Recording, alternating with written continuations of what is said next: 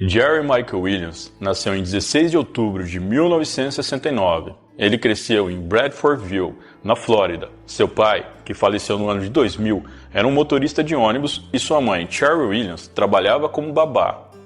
Ainda na infância, Jerry Michael recebeu o apelido carinhoso de Mike, e a partir daí, ele passou a ser chamado assim por familiares e amigos próximos. Mike também tinha um irmão mais velho, chamado Nick. Ele e seu irmão ajudavam os pais nas despesas da casa, com a renda do emprego que eles tinham em um supermercado. A família morava em um trailer duplo, moradia muito comum nos Estados Unidos. Em vez de construir uma casa, os pais de Mike decidiram morar no trailer para economizar dinheiro para que os dois meninos pudessem estudar em um colégio particular cristão, para que eles pudessem assim ter um ensino de excelente qualidade.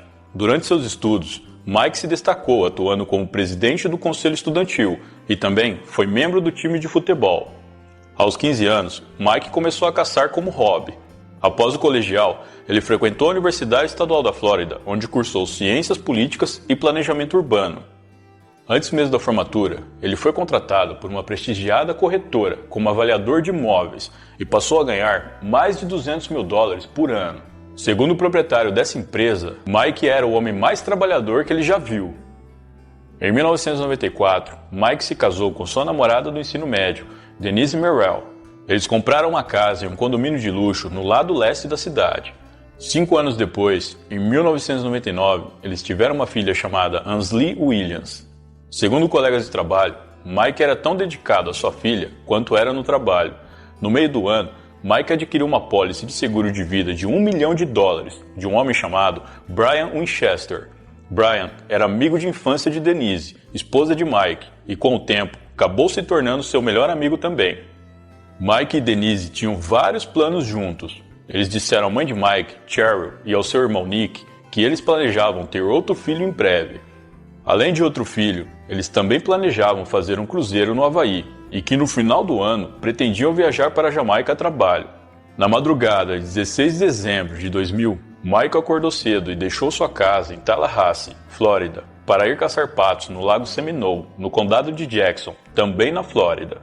Denise ligou para o seu pai ao meio-dia, dizendo que Mike não havia voltado. O casal tinha planos de comemorar o seu 6º aniversário de casamento naquela noite, e Denise sabia que Mike não se atrasaria. Após aquela madrugada, Mike nunca mais foi visto.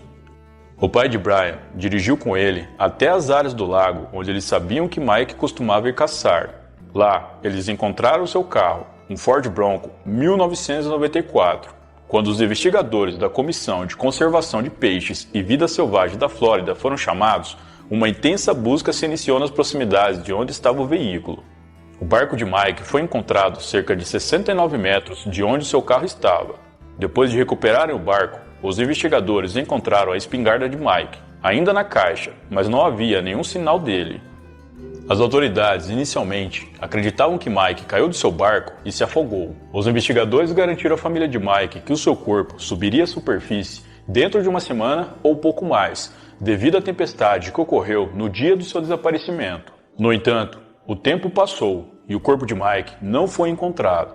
Após 10 dias de buscas, um chapéu de caça camuflado foi encontrado, mas não foi possível dizer se ele pertencia a Mike. Em fevereiro de 2001, 44 dias após o seu desaparecimento, as buscas foram canceladas. Devido às autoridades não terem encontrado o corpo de Mike, mesmo após várias buscas, eles montaram uma teoria. Durante as investigações, foi notado que havia muitos crocodilos habitando aquela área. Então os investigadores chegaram à conclusão de que Mike caiu do barco, se afogou e seu corpo foi devorado por esses animais. Em junho de 2001, Jerry Michael Williams foi declarado legalmente morto por um juiz a pedido de sua esposa Denise. Ainda no mês de junho, após o fim das buscas, um homem que estava pescando pela área viu 2 aves flutuando no lago. Mergulhadores foram chamados para vasculhar o lago e recuperaram uma jaqueta de caça e uma lanterna. Em um dos bolsos da jaqueta, havia uma licença de caça com o nome e assinatura de Mike. Porém, não havia marcas de dentes de crocodilo nas aves ou nos itens recuperados. Cherry, mãe de Mike, não estava convencida do resultado das buscas. Ela não acreditava que Mike tinha se afogado e resolveu iniciar uma investigação por conta própria, que durou cerca de 4 anos.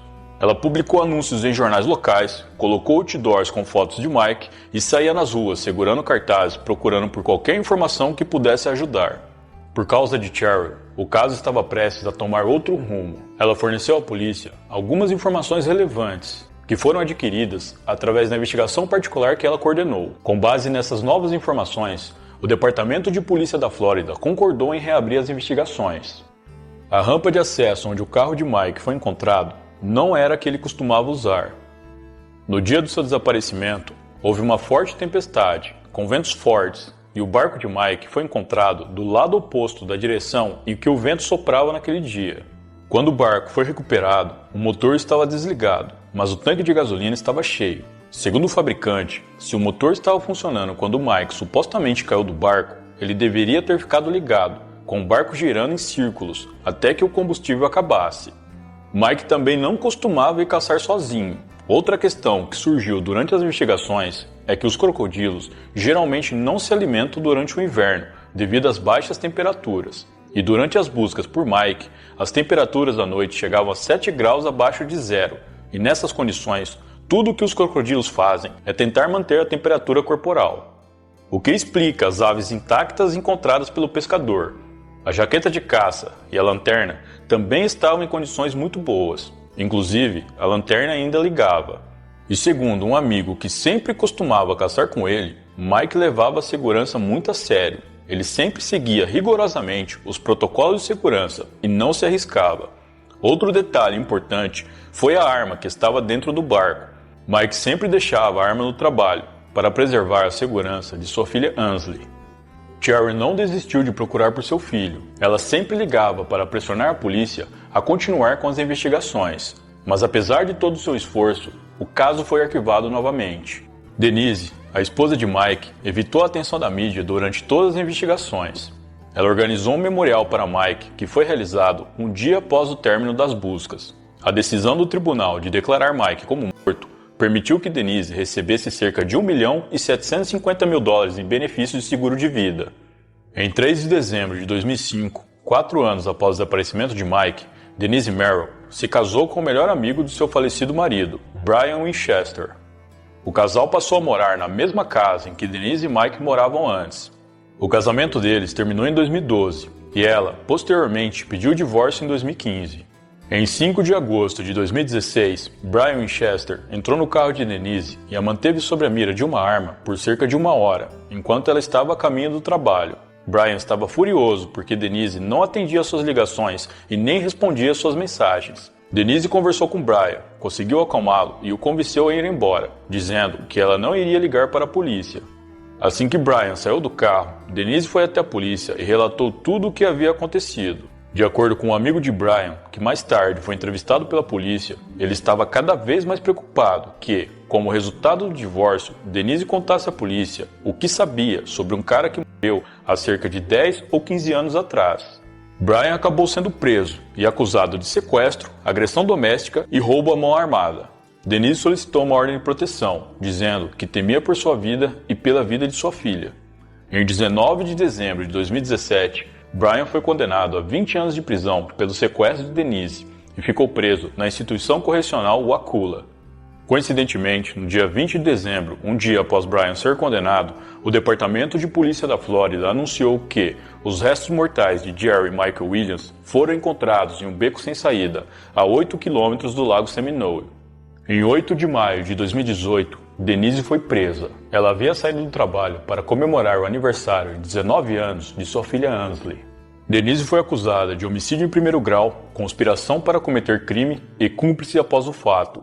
2 oficiais foram à casa de Cheryl Williams, mãe de Mike, informá-la sobre a acusação de sua ex-nora. Ela não falou com a mídia sobre como reagiu às notícias. De acordo com a polícia, Brian ganharia uma imunidade se dissesse exatamente o que aconteceu com Mike. Em depoimento, Brian disse ter atraído Mike para o Lago Seminole. Na água, ele pediu a Mike que colocasse a isca e o empurrou para fora do barco, pensando que ele não conseguiria voltar à superfície e, portanto, se afogaria. Mas em vez disso, ele conseguiu chegar a um toco de árvore. Então Brian disparou um único tiro de espingarda no rosto de Mike. Como a morte de Mike não poderia mais ser considerada um acidente de barco, Brian enterrou o corpo onde foi encontrado mais tarde, no beco. Em seguida, Brian limpou o veículo de Mike para se livrar de evidências e foi a uma festa de Natal da família. Ele e Denise foram devagar no relacionamento depois da morte de Mike, tanto para permitir que o dinheiro do seguro ganhasse mais juros, quanto para não levantar nenhuma suspeita. O sequestro de Denise que o levou à prisão foi sua reação ao medo de que Denise revelasse a verdade sobre o que havia acontecido com seu primeiro marido, agora que ela e Brian estavam se divorciando. Brian recebeu total imunidade por testemunhar no tribunal, não sendo acusado do crime que cometeu contra Mike. Ele ganhará sua liberdade após cumprir sua sentença de 20 anos pelo sequestro de Denise. Após 4 dias de julgamento, Denise foi declarada culpada de todas as acusações. Em fevereiro de 2019, ela foi sentenciada à prisão perpétua. Posteriormente, foi adicionado mais 30 anos à sua sentença por conspiração, sem possibilidade de liberdade condicional. Apesar da polícia inicialmente ter apontado a morte de Mike como acidental, Cherry, mãe da vítima, jamais acreditou nessa teoria, como eu já havia dito. Ao longo dos anos, ela lutou incessantemente para descobrir a verdade sobre o que de fato havia acontecido com seu filho. A partir do ano novo de 2012, Cherry escreveu uma carta por dia para o governador da Flórida, Rick Scott, pedindo para que ele montasse uma nova equipe de investigação ou designasse um promotor especial para investigar o caso de Mike. Porém, Cherry ficou frustrada ao saber que o gabinete do governador encaminhou todas suas cartas, sem abrir, para os investigadores responsáveis pelo caso, que as arquivaram junto com o processo. Muitas pessoas diziam que Cherry estava enlouquecendo por não ter conseguido superar a perda de seu filho, e que criava teorias infundadas sem nenhum nexo apenas para conseguir de alguma forma se reconfortar. Mas o tempo mostrou que Cherry estava certa o tempo todo, e a morte do filho não foi um mero acidente. When I went to the lake, God told me Mike was not in Lake Seminole. He didn't drown. He didn't get eaten by alligators. I had to find him and bring him home. I wrote 2,600 letters to the governor of Florida asking for help in finding my son. They laughed at me and called me crazy. I am asking you to lock Denise Merrill Williams Winchester up for the rest of her life with no chance of parole. She has already lived 18 years longer than my son. She got to watch Mike's daughter grow up. Nick, Mike and I didn't.